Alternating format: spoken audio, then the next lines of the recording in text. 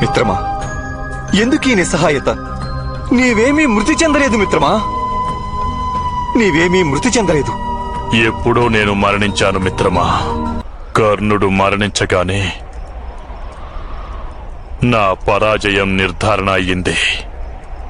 మా సోదరులందరూ మరణించారు. భీష్మ పితామహులు, గురుద్రోణులు, మిత్రుడు కర్ణుడు, జయద్రథ మహారాజు, త్రిగట్ట నరేశులు, సుశర్మ, ఈ యోధులందరూ మృతి చెందారు మిత్రమా.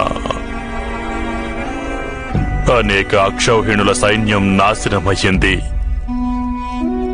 మన పక్షంలో ఇప్పుడు బలం శూన్యం, సామర్థ్యం శూన్యం, ఆశలు శూన్యం, అవకాశాలు శూన్యమైపోయాయి మిత్రమా.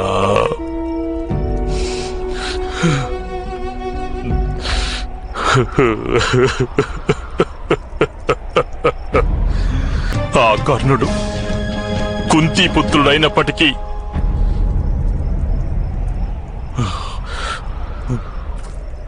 వాని సామర్థ్యంపై ఆధారపడి పాండవులతో నేను శత్రుత్వం పెంచుకున్నాను. వాడు నా శత్రువులకు జ్యేష్ఠ సోదరుడు. ఈ సత్యం వానికి ముందే తెలుసు. ఈ కారణంగానే కర్ణుడు యుద్ధంలో పాండవులలో ఎవరిని హతమార్చలేదు. ఎంతటి వంచన, ఎంతటి విశ్వాసఘాతుకం! ఆ దుష్ట సోతపుత్రుని నేనే సింహాసనమెక్కించాను, అధికారమిచ్చాను, సంపదనిచ్చాను, గౌరవం పొందే అర్హతనిచ్చాను.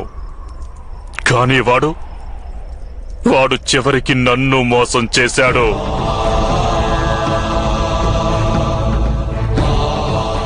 నా పరాజయానికి పథకం వేశాడు. నా శత్రువులతో చేతులు కలిపాడు.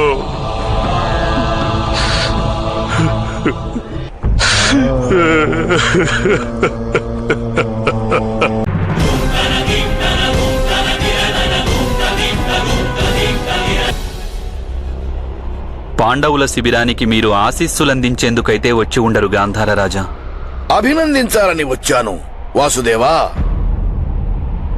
అత్యంత గొప్పగా సామర్థ్యాన్ని ప్రదర్శించి మీరందరూ విజయాన్ని సాధించారు. ఇప్పటికీ దుర్యోధనుడు జీవించే ఉన్నాడు, మీరు జీవించే ఉన్నారు శకుని మామా. ప్రస్తుతానికి మా విజయం అసంపూర్ణం. మా మేనలుడు దుర్యోధనుణ్ణి మీరు హతమార్చగలరో లేదో ఈ విషయం రేపు ప్రాతకాలాన నిర్ధారణ అవుతుంది. ఇక నా మృత్యువా?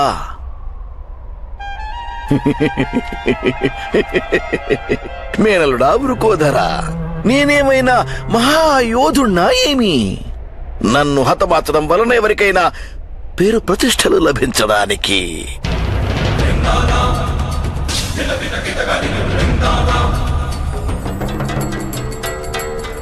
ఎప్పుడూ నాకు సంఘర్షణలనేవి మీ పంచపాండవులతో రానేలేదు.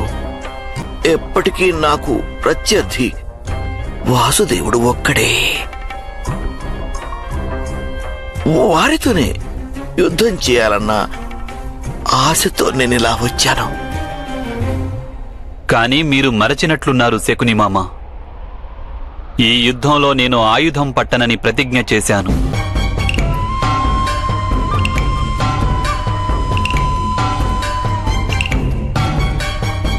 వాసుదేవా, రణభూమి అనేది యుద్ధానికి వాస్తవిక క్షేత్రంగా ఎప్పుడు మీరు భావించలేదు, నేను భావించలేదు.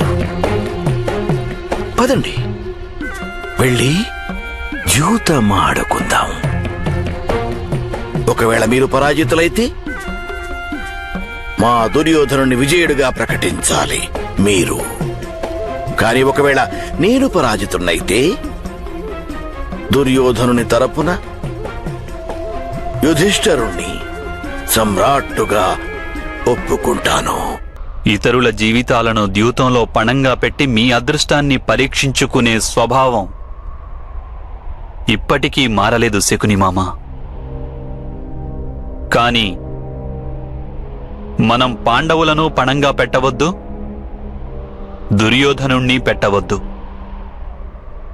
ఒకవేళ నేను ఓడినట్లయితే అప్పుడు నేను అగ్నిస్నానం చేస్తాను. కానీ ఒకవేళ మీరు ఓడినట్లయితే అప్పుడు మీరు అగ్నిస్నానం చేయవలసి ఉంటుంది. ఆలోచించుకోండి.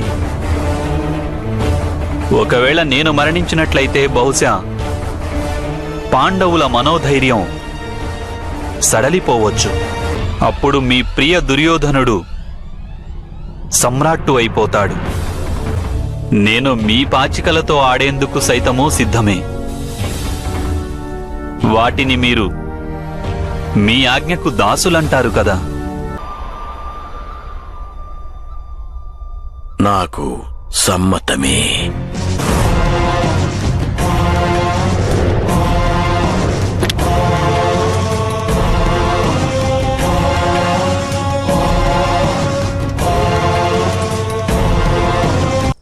నా పాచికలే నా విధివ్రాతలు వాసుదేవా.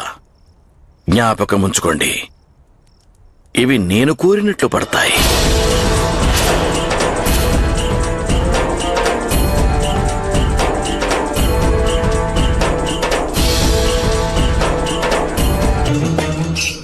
కాని నా విధి వ్రాతలే మరి నా పాచికలు శకునిమామ.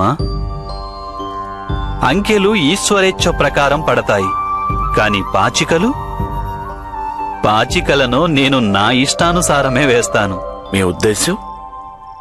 పాచికలు వేయడం కూడా కర్మే శకునిమామ. వేసినప్పుడు పడే అంకే ఆ కర్మ యొక్క ఫలం. మీరు మీ ఫలితాన్ని నియంత్రించాలన్న ప్రయత్నం చేస్తూ వచ్చారు మీ జీవితంలో. కాని నేను నా కర్మను నా కోరికలకు విడిచిపెడతాను. నేనే నిర్ణయిస్తాను పాచికలు ఎప్పుడు వేయాలో, ఎప్పుడు కూడదో. వాసుదేవా, కర్మను మనిషి సదా తన ఇష్టానుసారమే చేస్తాడు. కాని ఎప్పుడైతే అంకె సరిగ్గా పడుతుందో అప్పుడు మనిషి జీవితంలో గెలుస్తాడు. యథార్థమే. అయితే సరే, ఇప్పుడు నా వంతు ఆట వదిలేస్తున్నాను. మీరు ఆడండి. వాసుదేవా, మీ 4 పావులు ఇంకా ఒక్కడు కూడా ముందుకు వెయ్యలేదు. కాని నా 1 పావు తన సగం యాత్రను పూర్తి చేసుకుంది. అయినా మీరు పాచికలు వేయనంటారా? లేదు, మీరు ఆడండి. వాసుదేవుని ఇచ్ఛానుసారమే కానిద్దాం.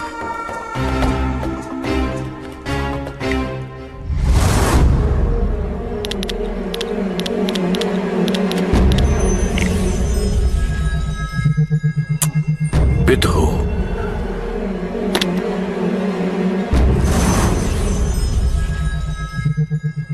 చూశారా? ఇప్పుడు నా పావు అదిగో ఆ దుర్గంలోకి వెళ్లి కూర్చుంటుంది. ఇప్పుడది సురక్షితంగా ఉంటుంది. పాచికలు చేతికి వచ్చినప్పుడు జూదగాడు ఆడకుండా ఉండలేకపోతాడు. వాడు ఇది అర్థం చేసుకోలేడు. తాను పాచికలను బంధించలేదని, పాచికలే తనను బంధించాయని. జీవితంలో మనిషి ఎప్పుడూ ఇదే ఆలోచిస్తుంటాడు. తనకు తన కర్మలకు తగిన ఫలితం లభిస్తుందా లేదా అని. కాని ఇది ఆలోచించడు శకునిమామ. కర్మను చేసేందుకు ఇది ఉచిత సమయమా కాదా అనేది.